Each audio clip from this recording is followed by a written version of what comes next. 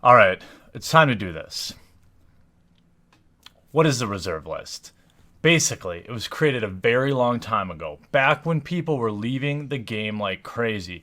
During Fallen Empires and Homelands, two sets we now joke about today being so bad they're good.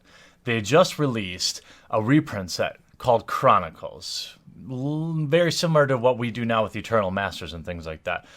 Many early adopters of the game lost confidence in Wizards, so the reserve list was created to keep trust between players and Wizards of the Coast.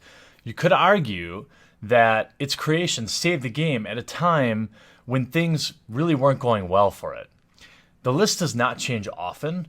To date, there's only been two revisions I know of, one in 2002 and one in 2010. Many of today's players were not even alive when it was created. At the time, I was pro reserve list. Today, it's largely irrelevant to me, along with 99% of Magic players. Buyouts. There have been many buyouts over the years, but none more publicized than the recent Craig Berry, Moat, and Lion's Eye Diamond buyout. Add to the fold universally hated Martin Shkreli entering the game and posting things like already up to 5 Black Lotuses on his Twitter page. People are starting to freak out. Remember, Magic cards are unregistered assets, meaning the government might get your bank account, but you'll always have liquidity hiding in some safe deposit box. So if you're wondering why somebody who's under investigation by the government might want to buy Magic cards, 2 words for you: unregistered asset. We're also starting to see basically any card on the reserve list spiking as the market is trying to guess which might be the next target of a buyout. We're dealing with an unregulated market here, and while Wizards has done right by the collectors, the rug is about to get pulled out on them by outside investors with real money, and that's got a lot of folks panicked. To me, it was only a matter of time before someone noticed. The next part is going to rub a few people the wrong way, but it's how I feel. The energy invested into outrage over the price of reserve list cards is undeniable. Thousands of comments on Reddit threads, posts on Twitter and Facebook. Even the creation of things like this video is adding fuel to the fire. A fire, in my opinion, which is more perceived than real. What percentage of Magic players even use these cards in their decks?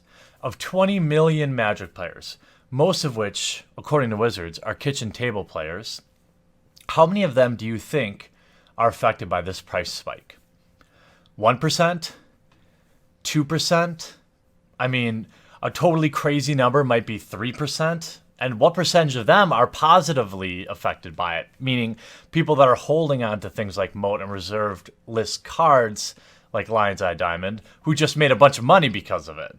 The fact of the matter here is that we're dealing with a vocal minority. And Magic players as a whole, in my experience, have the tendency to be very jealous and protective people, myself included in that. Grinders are jealous because someone with more money is coming in taking ramen off their table. People who never intended to play an already too expensive format are outraged over something they have no real stake in. Players are protective of the game they love, and they are mad at perceived outsiders profiting off us. I wonder how the community would have reacted if, say, LSV had done this, or Marshall Sutcliffe. My point here is that the overwhelming majority of people talking about it, outraged by it, or even discussing it, myself included, will never be affected by it, and that's okay. The reserve list isn't going anywhere. I'm confident. I'm going to be as confident as I can when I say the reserve list isn't going anywhere. I have to leave room for a hasty, emotion-driven decision by Wizards, but I would venture to say there is a 99.9% chance the list will never and can never go away. There are a wide variety of smaller reasons the list removal would be problematic. Say, collectors suing Wizards over their lost value in their collections, given the verbal contract between collectors and the company. But I think there's one overarching reason, the most important reason the reserve list can't go away, and that is player trust.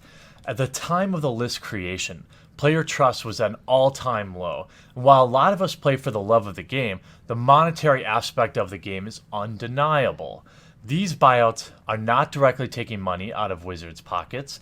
They are not affecting their ability to sell new booster packs, so it's not something that they would ever risk their reputation over.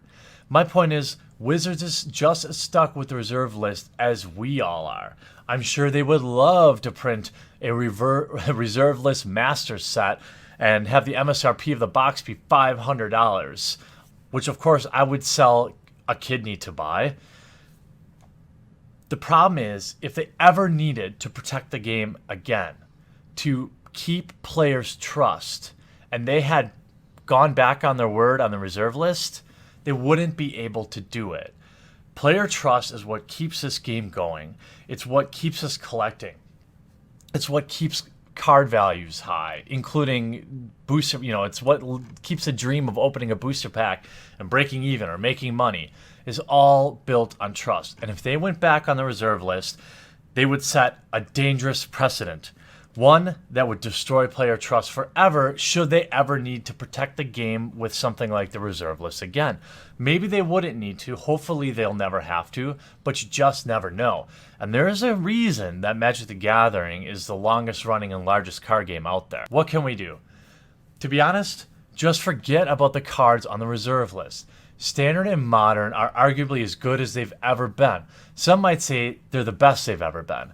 I also suspect we will see new formats rise. We're already seeing Pauper exploding as a counterculture to far too expensive constructed formats, and things like the non-reserve list Legacy, if given some support by Wizards, could be a great alternative.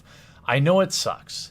Nobody likes hearing they can't have something, but there are alternatives. If you love the format, just play at home and proxy the stuff. If you want to play on MTGO, Legacy staples are extremely cheap there. If you want to play online and don't have money for MTGO, there are other options for that as well. The game is stronger and more diverse than it's ever been. These buyouts won't hurt the game. It will only make it stronger by giving rise to new and more diverse formats for all of us to play and enjoy. The more support we give these other formats, the less things like the reserved list will begin to matter. I mean, seriously, have you played Pauper? Play Pauper. What's up, and thanks for watching this video. I produce all different kinds of content, so if you haven't yet, click on my face to subscribe.